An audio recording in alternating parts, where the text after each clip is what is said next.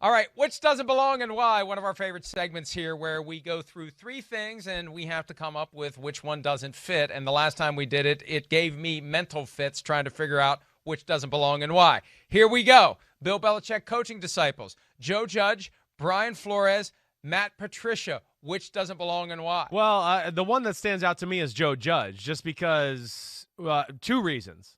One, he's not a coordinator like Patricia and Flores were, right? They were, de facto coordinators. I don't know if Flores ever got the official job title there, but that's what he was. And, of course, Joe Judge hasn't coached an NFL game yet, so he's still, a rookie as far as that's concerned. So I think that's why I would say he doesn't belong in this conversation. Brian Flores doing some good things down there in Miami. They're building something. Big year for Matt Patricia.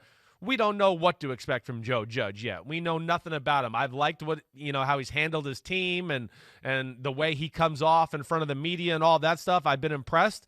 But yeah, he's the one that jumps out to me. What about you, Mike? To me, it's Flores. Flores is the man genius of the bunch. He's the one who stayed in the division and stuck his finger in the eye of Bill Belichick. And it's amazing, right? Yeah, I mean, look, it was fine last year because the Dolphins stunk. Right. But if the Dolphins turn into something, there's going to be a little problem there. And I'm surprised there hasn't been a problem yet because we know how big of a deal it was when Eric Mangini defected for the Jets. Now, maybe it's because it was the Jets and not the Bills or the Dolphins because there's that just thing between the Jets and the Patriots and Belichick and the Jets. But yeah, you leave Bill Belichick, you leave the division, and ideally you leave the conference like Joe Judge and Matt Patricia did. So Flores, I respect him for staying in the division and dealing with Belichick twice per year because I think these other guys just don't want to have anything to do with him. Well, yeah, to your point, I mean, to what you're saying, he cost the Patriots a bye last year in the playoffs with that Week 17 win and all that. So he's already giving Bill a little bit of a headache or something to think about here going in the future. So I hear you. That was a good one. I like that. What's next? All right, next one, which doesn't belong and why? Leonard Fournette, Le'Veon Bell, Todd Gurley. Ooh, I'm going to say Leonard Fournette doesn't belong. I mean, one, he's not on a team like the other two are right now. But the other thing is, to me, Leonard Fournette has nothing to prove as a player. Like, I know where he's at.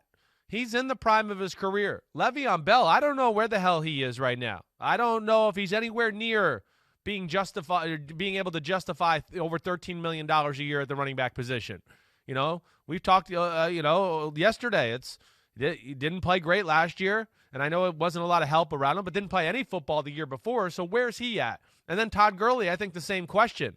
You could ask has he passed his prime? I mean, more than likely, I would say yes. And I think he has something to prove, too, to show that, hey, I'm not totally done here. I got a few years left. I could still be dangerous and break a long one down the sidelines. So to me, those two guys have something to prove, where Leonard Fournette has nothing to prove physically on the field to me at this point. To me, it's Todd Gurley just because, and I hate to say it because I know it upsets him. He doesn't like it coming up. He doesn't want to have bad karma on his knee.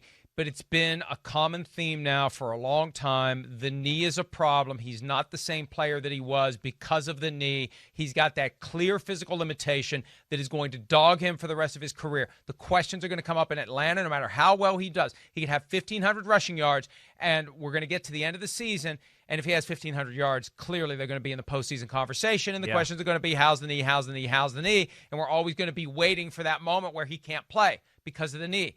That's what separates him from the other two. All right, how about number one receivers in uncertain quarterback situations? Allen Robinson of Chicago, Keenan Allen of the Chargers, Terry McLaurin of Washington. Which doesn't belong and why? I'm going to go with Terry McLaurin, first off, because his quarterback is really got very, very limited experience. I mean, Allen Robinson's going to have Foles or Trubisky. I mean, Trubisky's played in the playoffs. Keenan Allen, of course, Tyrod Taylor. He's played in a playoff game, too, and been around. McLaurin's, he's young and coming up with a young quarterback. Also, he's a different player than the other two. Keenan Allen and Allen Robinson are possession receivers, good route runners. Terry McLaurin has 3 rockets up his butt. He is Tyreek Hill. He is that kind of guy. He is take the top off a defense, speed sweep around the edge for 70.